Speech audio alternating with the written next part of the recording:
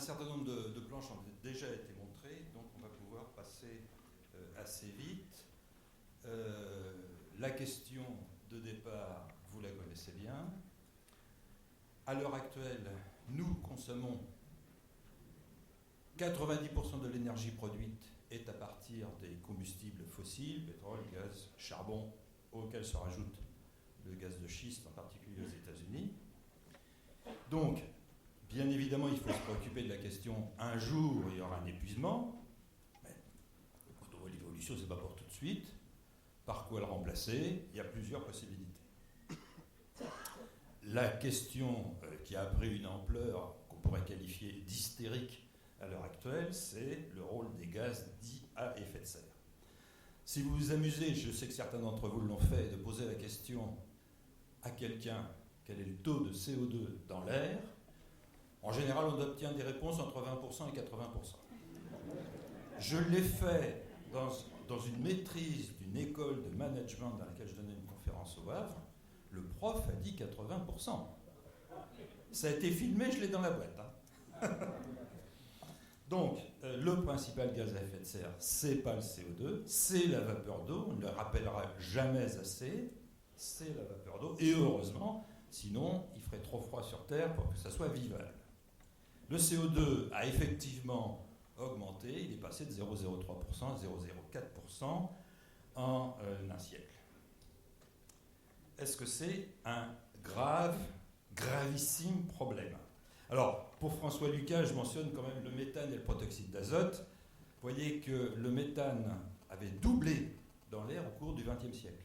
Mais que là, il y a un ralentissement spectaculaire, personne n'a compris pourquoi d'ailleurs, et qu'on est plutôt sur, sinon une stabilisation, du moins une évolution qui est très faible. Même chose pour le protoxyde d'azote, et c'est à des niveaux qui sont des parties par milliard excessivement faibles, et quand on fait le genre de petits calculs que je vous montrerai tout à l'heure, on trouve pour le méthane une évolution de température de 0,03 degrés sur un demi-siècle.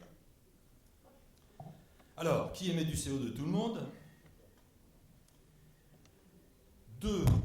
L'Europe a réduit ses émissions, on va le voir dans le détail dans un instant. Les USA ont réduit leurs émissions, tous les autres ont augmenté.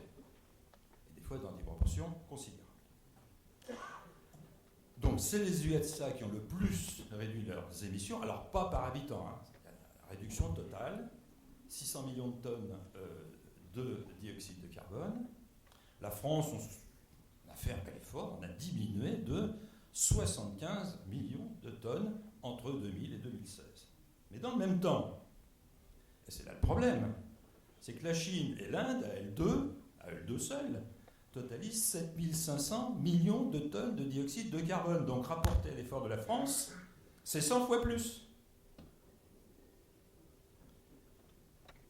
Si on regarde le coût de cela, alors on commence à en avoir une petite idée avec la révolte contre les taxes sur les carburants, mais il y a quelque chose qui est en vigueur depuis 2009, qui s'appelle le paquet climat européen, qui vise à augmenter de 20% l'efficacité énergétique, ça c'est très bien, mettre 20% d'énergie renouvelable, mais attention, quand on dit renouvelable, presque toutes ce sont des énergies intermittentes, avec les problèmes qui ont déjà été évoqués par les précédents intervenants, et réduire de 20% les émissions de gaz à effet de serre.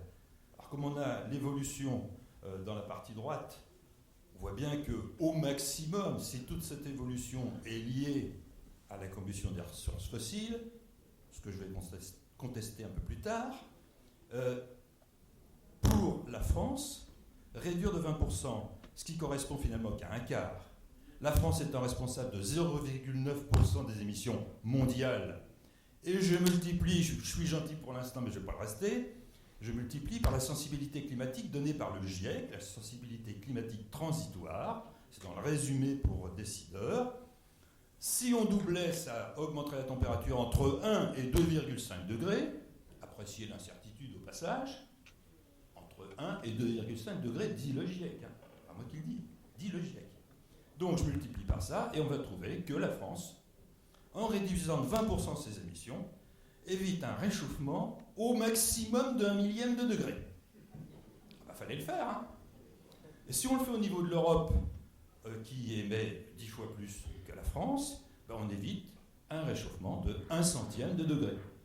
Autrement dit qu'on a des lois coercitives à l'heure actuelle dont on ne pourra jamais vérifier l'impact parce que ça, c'est pas mesurable.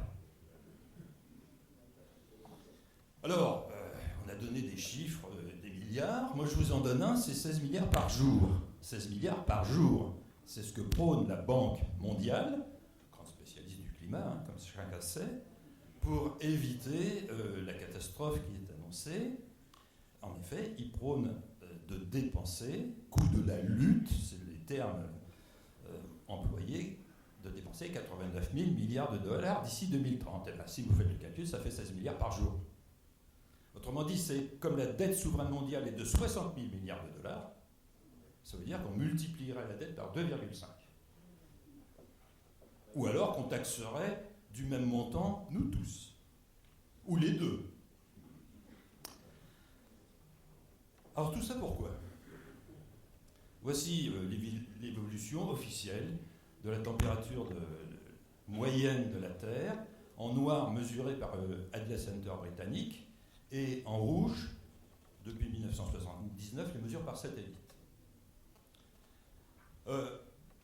On remarque tout d'abord que depuis l'accélération des émissions, vous avez les émissions des mêmes années qui sont portées en dessous, donc vous voyez qu'à partir de 1945, il y a eu une accélération des émissions. Eh bien, depuis cette accélération des émissions, la température officielle de la Terre a augmenté de 0,4 degrés. 0,4 degrés, c'est ça dont on parle. Mieux que ça, avant 1945, quand les émissions étaient faibles, on a eu une montée de température de 0,6 degrés, la même plus tard, alors que les émissions étaient beaucoup plus élevées. On voit tout de suite la corrélation. Hein. Alors mieux que ça, au moment où les émissions ont commencé à accélérer, la température elle a baissé pendant 30 ans. Et ça faisait des gros titres à l'époque, dans la presse, dans les années 1970, la Time Magazine qui mettait des unes catastrophiques, on va tous mourir de froid. C'est pas ça qui s'est passé. En fait, si on dit bêtement l'ordinateur, trouve-moi une courbe qui passe bien par ces points-là, trouve une sinusoïde là, qui fait une oscillation, une période de 60 ans, ça marche très bien. En tout cas, ça marche mieux. Là, je montre la figure qui est dans le rapport R5 du GIEC. Ça marche mieux que les modèles de climat du GIEC, puisqu'entre 1910 et 1945, ils ne voient pas la hausse de température. Les modèles passent à pieds joints dessus. Et alors, c'est encore pire depuis la fin du dernier siècle, on va y en revenir dans un instant. Ce cycle de 60 ans se voit, là je reprends la figure du GIEC, la figure 3.14 du rapport R5. Je dis à l'ordinateur, trouve-moi un cycle qui passe par là, et bien on retrouve exactement le cycle de 60 ans. Donc si on prend la valeur moyenne hors cycle, ça fait du 1,7 mm par an de hausse du niveau des océans, donc ça va représenter 2 fois cette nouvelle mesure que j'introduis, hein, 2 fois ça à peu près, jusqu'à la fin de ce siècle. Mieux que ça, on parle souvent des pauvres ours blancs et de la banquise arctique qui a tendance à disparaître. Voici l'évolution de la banquise arctique, publiée depuis 1900. Vous voyez que dans les phases, au début, ça a été plus froid, il y avait plus de glace.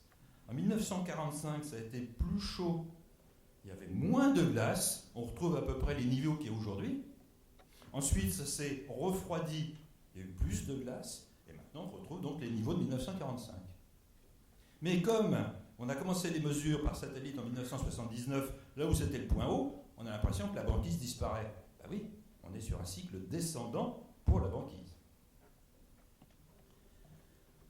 Cette année a été publiée l'évolution de la chaleur contenue dans les océans, au milieu en bleu. Eh bien, on retrouve ce cycle. À ma grande surprise, on revoit ce cycle de 60 ans. Donc, on a 4 sentinelles du climat qui témoignent de ce cycle. Alors, ce cycle, est publié par plein d'auteurs, dont la liste est certainement ici incomplète. Alors, à quoi serait-ce dû ? Avec mes collègues, nous avons rencontré Nicolas Scafetta dans plusieurs conférences internationales. Il a publié récemment un article très intéressant. Je fais simple, ce serait un effet de marée marée au sens de la Lune qui provoque les marées des océans sur Terre. Ce sera un effet de marée des grosses planètes du système solaire, principalement Jupiter et Saturne, selon qu'ils se trouvent du même côté par rapport au Soleil ou opposé, qui serait susceptible d'expliquer ce cycle de 60 ans, un effet de marée sur cette boule de gaz très déformable qu'est le Soleil. C'est une piste que propose Scafetta et qui semble intéressante. Alors, il y a un deuxième cycle que voit très bien Lideke et Weiss, et encore des gens qu'on rencontre dans ces conférences internationales, un cycle de 200 ans à peu près, qui avait déjà été documenté par De Vries et Barcius. Et ce cycle, alors là, ils l'ont trouvé en observant les températures des grandes villes d'Europe. Donc, c'est pas toute la Terre, c'est juste les grandes villes d'Europe, mais quand même, ça marche assez bien. Ils retrouvent évidemment le cycle de 60 ans, plus un autre, et il se trouve que, c'est fortuit, mais les deux cycles viennent de passer par leur maximum depuis le début de ce siècle. Donc si on vous dit que ces dernières années sont les plus chaudes, eh ben oui. Et alors, ça ne veut pas dire que ça va continuer. Alors, que dit le GIEC ? Il nous dit, d'ici la fin de ce siècle, la température va augmenter entre 0,3 degrés et 4,8 degrés. J'aurais tendance à leur dire, mais attendez, c'est pas tout à fait pareil. Parce que bien entendu, tous les médias prennent 4,8, sans exception. Personne ne prend 0,3. Bon. Et si vous allez regarder à l'intérieur du rapport, en fait, le GIEC dit que ce sont les valeurs les plus basses qui sont les plus probables.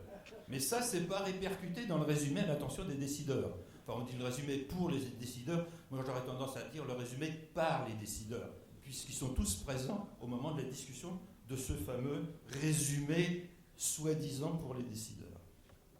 Alors voilà, les modèles, c'est spaghetti de toutes les couleurs.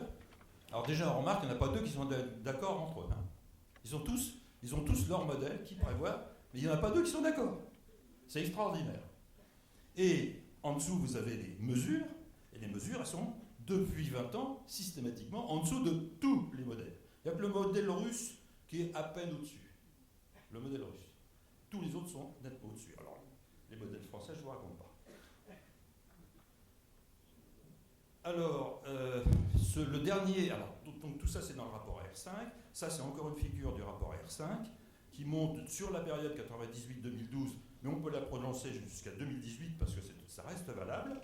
Il y a les mesures et les modèles. C'est deux mondes différents. Les modèles c'est virtuel, c'est le climat virtuel, et les mesures c'est le climat réel. Et ils reprennent dans le rapport SR 1.5 qui est sorti il y a un mois, l'estimation, je reproduis leur phrase, c'est le réchauffement, ça sera entre 0,1 et 0,3 degrés par décade, par décennie en français. C'est-à-dire qu'ils ont repris les projections des modèles. Ils n'ont absolument pas repris les mesures, pourtant qui figurent dans leur propre rapport à R5. Ils sont toujours calés sur les modèles. Alors,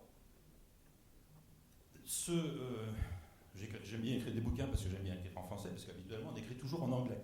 Donc on fait des publis en anglais, mais des publis qui sont en général qui ne méritent pas le prix Goncourt, ça risque pas, et qui sont absolument absconses à lire à peu près comme tous les travaux scientifiques, enfin comme beaucoup de travaux scientifiques. Donc j'aime bien en parallèle faire une expression plus libre en français et essayer de mieux expliquer, parce que c'est toujours la même chose, les éditeurs scientifiques veulent qu'on fasse court. Donc il y en a deux comme ça qui correspondent à ces publications. La dernière, c'est dans Earth Science Reviews. Alors, ça vous a déjà été montré tout à l'heure par Henri. Donc c'est une compilation des résultats de la sensibilité climatique. Donc de combien ça s'échaufferait si on doublait le taux de CO2 dans l'air, c'est la définition. Il y a deux définitions. Une au moment où, TCR, Transient Climate Response, et une qui est dans plusieurs siècles, quand les océans, la dynamique des océans aura tout moyenné. Alors, on appelle ça le consensus entre les scientifiques. C'est extraordinaire. Et Henri vous a déjà insisté sur le fait que la tendance était à la baisse, et qu'en particulier, les valeurs du GIEC qui sont à 3 degrés, alors 3 degrés, entre 1,5 et 4,5 degrés. J'aime toujours insister sur cette incertitude qu'il rapporte, entre 1,5 et 4,5 degrés. C'est comme si, considérant le poids d'une personne, on disait, on ne sait pas, il est entre 33 kg et 100 kg. Faut-il soigner la Terre pour anorexie ou pour obésité?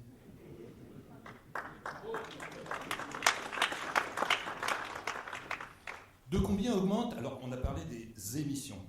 Ce qui est intéressant aussi de regarder, c'est de combien ça augmente dans l'air. Alors voilà, l'augmentation dans l'air. Depuis le début de ce siècle, c'est 2 ppm, 2 parties par million, 2 millionièmes par an. Donc, d'ici 2068, ça ferait 100 ppm de plus. On est à 408 aujourd'hui, ça ferait 508 en 2068. Alors pourquoi je dis 2068?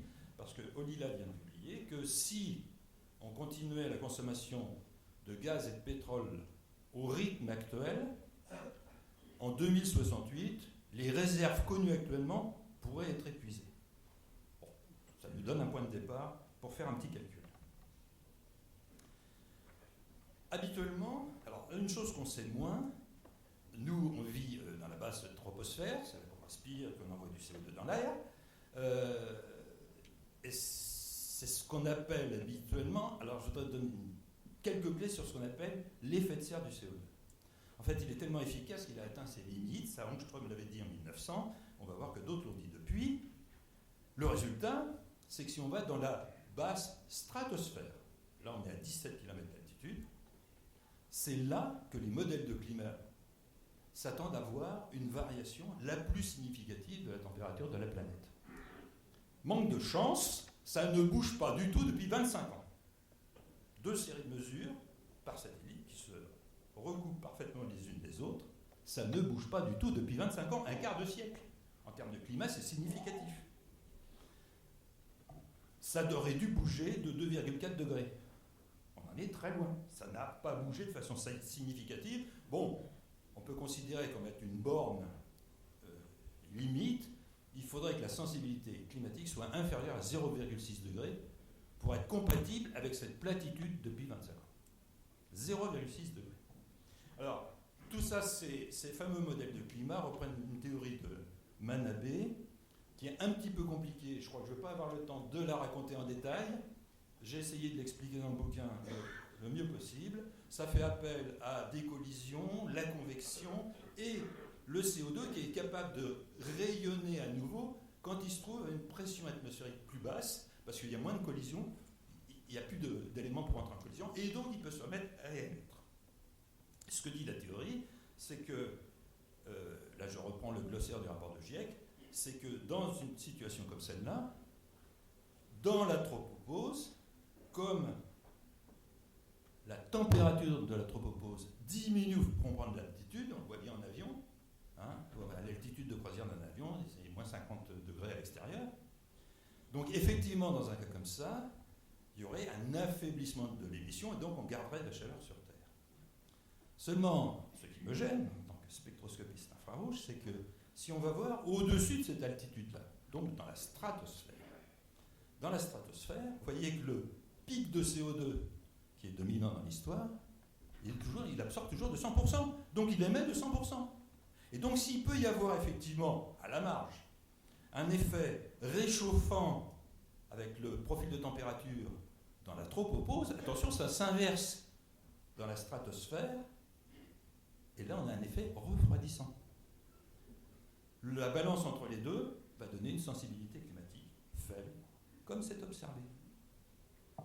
Alors à partir de là, on peut faire un petit calcul. Bon, on ne va pas le refaire ensemble, mais on parle de Stefan Boltzmann, on dérive, on aboutit à une petite relation toute simple, qui est une relation entre l'accroissement de température de la Terre, delta T, et le taux de CO2 dans l'air et son augmentation. Là, c'est tout simple.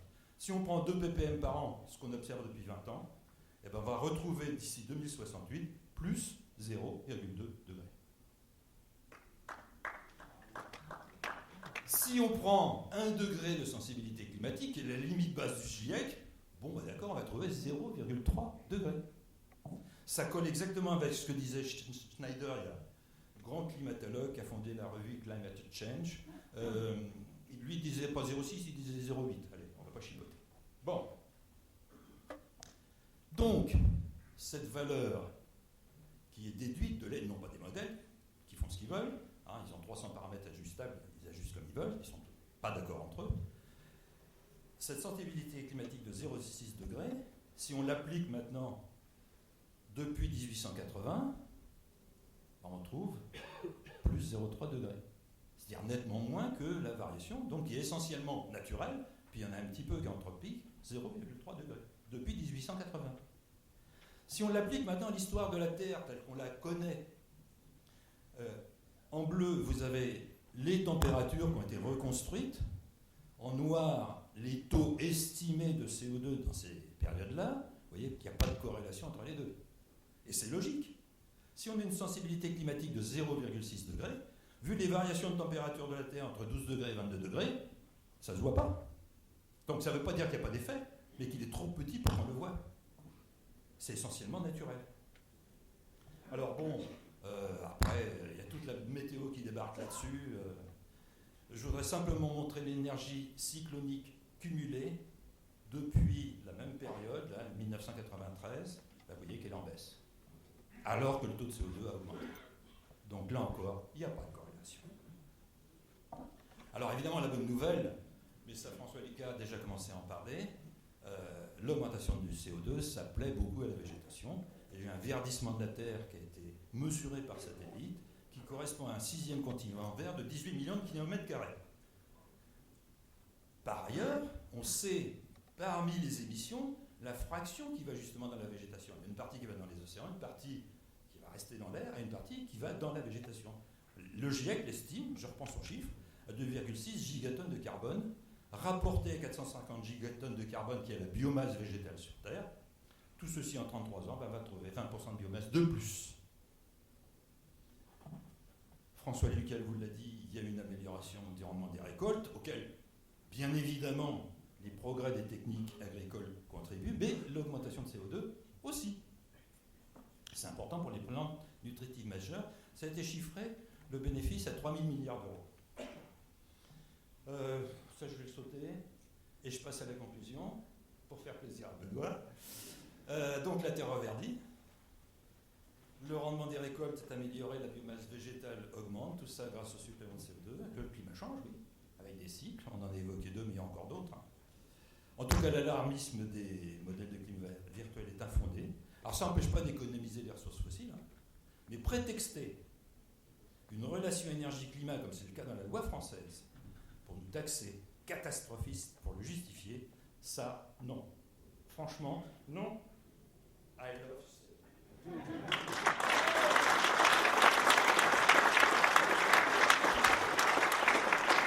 Un tout dernier point, la figure de droite, c'est un rapport qui vient de sortir, Climate Change Reconsidered, Fossil Fuels, vous pouvez le télécharger, c'est un rapport de 650 pages, qui travaille exactement comme a travaillé le GIEC, mais en mieux,